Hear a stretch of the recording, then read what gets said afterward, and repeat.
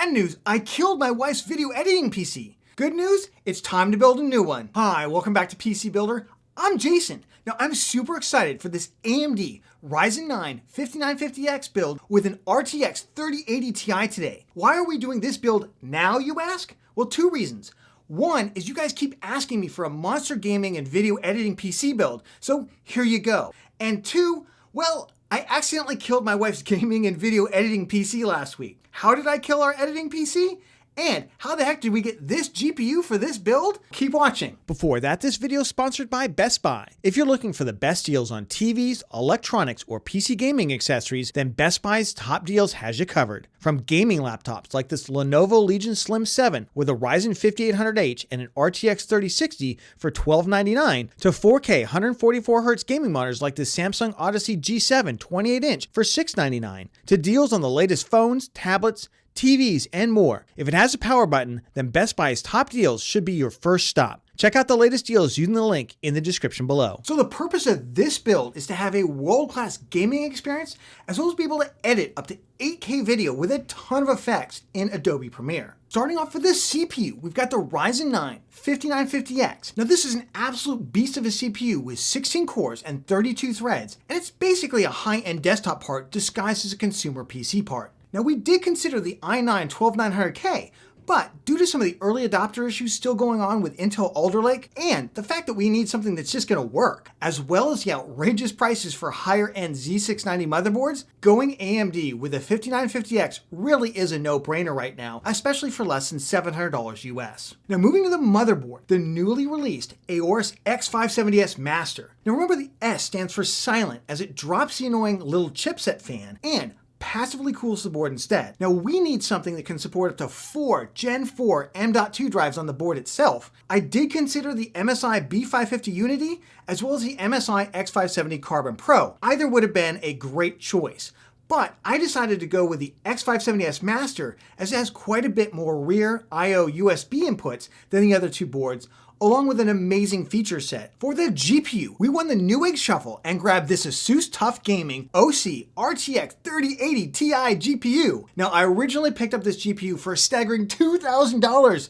to do testing of CPUs, but instead it's going into the video editing rig because saving my marriage is way more important. It's an absolute beast of a GPU and contains all the NVIDIA production goodies like the amazing NVENC encoder. Of course, if you're looking to build a similar PC, the RX 6900 XT is available and in stock at Newegg and is probably a better deal for gaming-only focused builds. For the memory, I'm using a 4x8GB kit for 32GB total of DDR4 3600 CL16 Renegade memory kit sent over by Kingston Fury, so a big thank you to Kingston for that. If you've watched my best memory for Ryzen 5000 video, you know that for most gaming builds, a 3200 CL16 kit is really all you need to get the most FPS out of most GPUs. But if you're using something like the 3080 Ti, then there's definitely a benefit with going with a faster memory kit, and that's why we went with this great 3600 CL16 kit from Kingston. Remember that many memory kits with 16GB sticks are now coming single rank rather than dual rank due to the silicon shortage. So the way to guarantee that you get dual rank is to go 4x8GB. All told, the value of this kit is about $200 US. You can certainly go with more memory here, and a 2x32GB kit should also be dual rank. For the CPU cooler, we went with the Aorus Waterforce 280 all-in-one liquid cooler.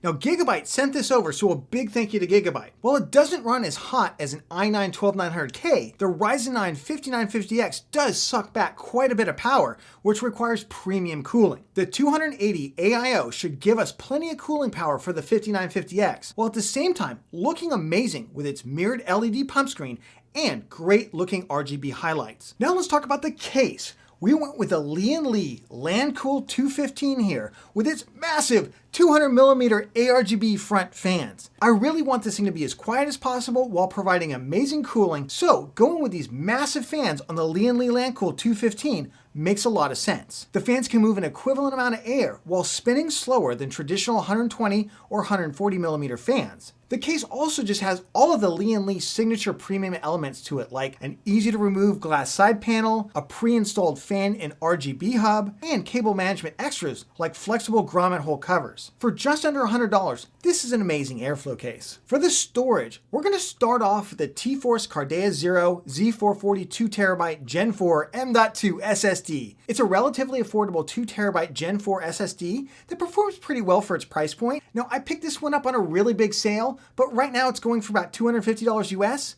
For that price, there are a number of other Gen 4 SSDs you can certainly consider, like the Sabrent Rocket 4, or even very fast Gen 3 SSDs like the Samsung 970 EVO. I'll list a couple in the video description that are great deals right now. Remember, if you're just gaming, check out my best SSDs for gaming video, and I go through a number of other alternatives there. Now this is a premium rig, so we're going to go with a premium power supply in the Enermax Revolution DF 850 watt 80 plus gold rated unit. Now don't let the gold 80 plus certification fool you.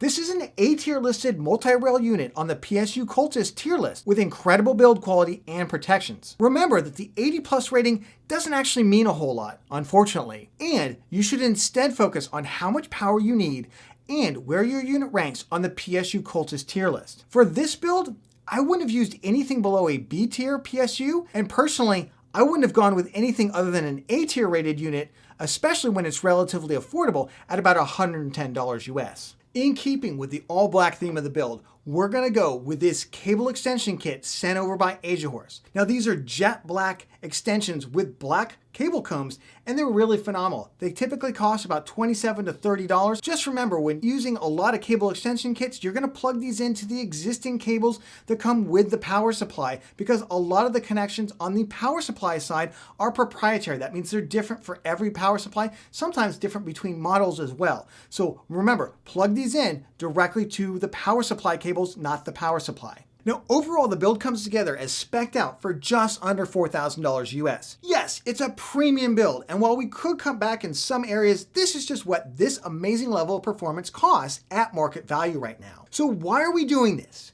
Because I accidentally broke a Ryzen 9 5950X video editing rig last week. We were filming our AIO PC water cooling video, and we got a great shot of the mounting of the pump head with the thermal paste and everything when I realized that the camera wasn't rolling. We didn't get any of that footage. So I went to take off the cooler and do it again. And if you've ever tried to remove a CPU with brand new thermal paste when you've already applied mounting pressure to it, you know it's very tricky. And I pulled a little too hard and I popped the 5900X CPU out of the socket. Now, none of the CPU pins were bent, so we just cleaned off the thermal paste with a little alcohol bath, and at first it seemed fine. But later that night, we realized it wasn't recognizing two of the memory slots and wouldn't load XMP profiles with any memory kit I tested. I will end up figuring it out and fixing it. It's either the CPU or the motherboard, but obviously we can't be without a video editing PC for more than a day. So let's roll the music and build this monster Ryzen 9 5950X and RTX 3080 Ti gaming and video editing PC. Now make sure you stick around for the benchmarks to see if this thing is actually worth the $4,000 price tag.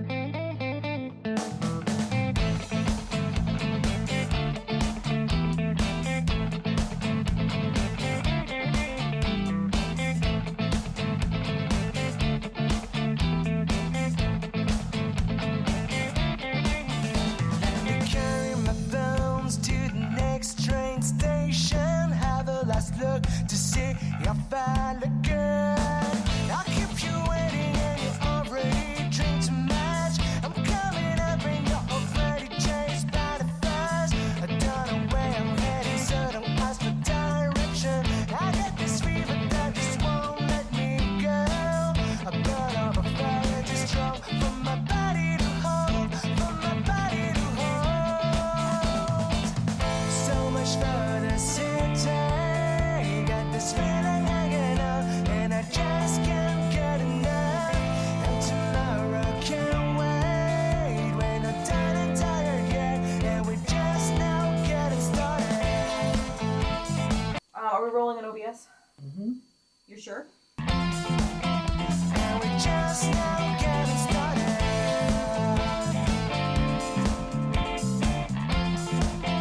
And we're just now getting started.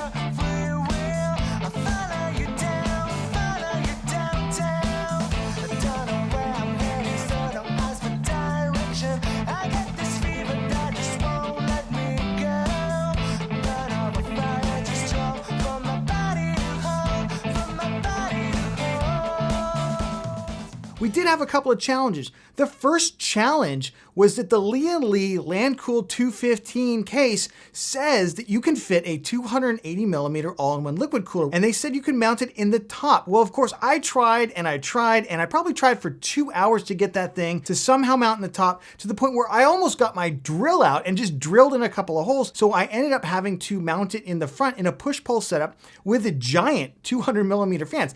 I'll tell you, the cooling on it is amazing. Other than that, I absolutely love the way the build came together. The all black looks phenomenal on it. And I gotta tell you, for $4,000, you cannot buy this as a pre-built for $4,000. You can get pretty close, yes you can, but this is one where actually just putting all the parts together, you can still beat the pre-built market. So that's another thing I'm excited about. Starting our benchmarks out is Cinebench R23, which measures CPU performance for both multi-core and single-core.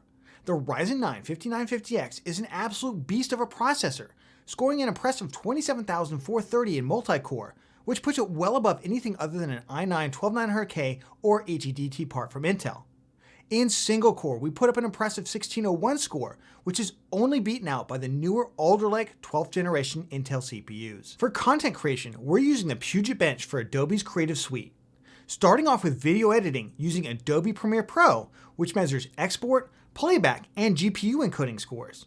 Now this measures overall system performance in Premiere, and it shows off how our CPU, our GPU, and our memory are working together. The Ryzen 9 5950X paired with the NVIDIA RTX 3080 Ti and 32GB of DDR4 3600 CL16 memory absolutely demolishes all of these tasks and posts an impressive 1100 overall score, besting anything else with a similar RTX 3080 GPU. Onto Adobe After Effects, which is a popular effects engine for video and other creative work. And we get a score of 1140, again, besting anything that isn't a 12900K or similar CPU equipped with the higher tier RTX 3090 GPU. Photoshop performance is typically more about frequency than multi-core horsepower.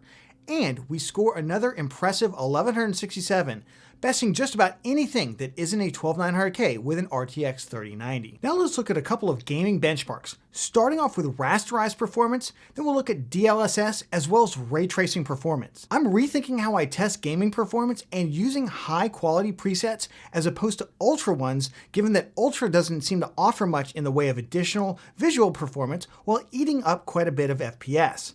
Let me know down in the comments if you have different thoughts on this. In Assassin's Creed Valhalla, running the built-in benchmark at 4K on high settings, we get an average of 68 FPS with 1% lows of 51. Very impressive for this demanding title. At 1440p, we pull in an average 94 FPS with 65 FPS for the 1% lows. I'd stick with 4K here as the gameplay looks absolutely amazing. Borderlands 3 is another challenging to run title, using the built-in benchmark at ultra settings. Remember, the highest settings are called badass. We get 77 FPS average at 4K, with 45 as a 1% low. Moving down to 1440p shows a pretty huge FPS gain at this quality preset, with 123 FPS and 80 as the 1% low. Overall though, I still prefer this game in 4K and it looks amazing. Now let's take a look at DLSS performance. We're going to start off with an older title, Shadow of the Tomb Raider, where natively we get 105 FPS at 4K and 169 FPS at 1440p using high settings. The only DLSS preset in this game is on or off, so with DLSS enabled, we pick up 14% more FPS at 4K, going up to 120 FPS, but don't really pick up anything at 1440p. Given the already high frame rates, I just turn DLSS off and go with the native resolution. Watch Dogs Legion is a much better test for DLSS, and here we can see that at very high quality settings, we go from 73 FPS at 4K and 91 FPS at 1440p to significantly higher frame rates using the DLSS quality setting. At 4K, we pick up 30% more FPS going up to 95, and at 1440p, we pick up 25% more FPS going up to 114. Now let's look at ray tracing performance in Watch Dogs Legion, both without DLSS and with it on using the quality settings. Using the high settings for ray tracing at 4K, we get 40 FPS natively, but we're able to bump that up by 55% by enabling DLSS on quality settings to a very playable 62 FPS. Similar to the previous benchmarks, we don't see as big a difference at 1440p, but we do pick up 26% more FPS, going from 68 to 86 average FPS using the DLSS quality settings. Thank you for joining me on this Ryzen 9 5950X 3080 Ti gaming and video editing build. What did you think of the overall build? Let us know down in the comments. Of course, if you got value out of the video, give it a like. It makes a big difference to the channel and to this guy right here. And if you want to watch me put together a Ryzen 5 5600X gaming build, something you could build right now for about $1,200, then watch this video right here. We take the whole thing, we tell you which motherboards are the best, and we put the build together. Check it out, and we'll catch you on the next one.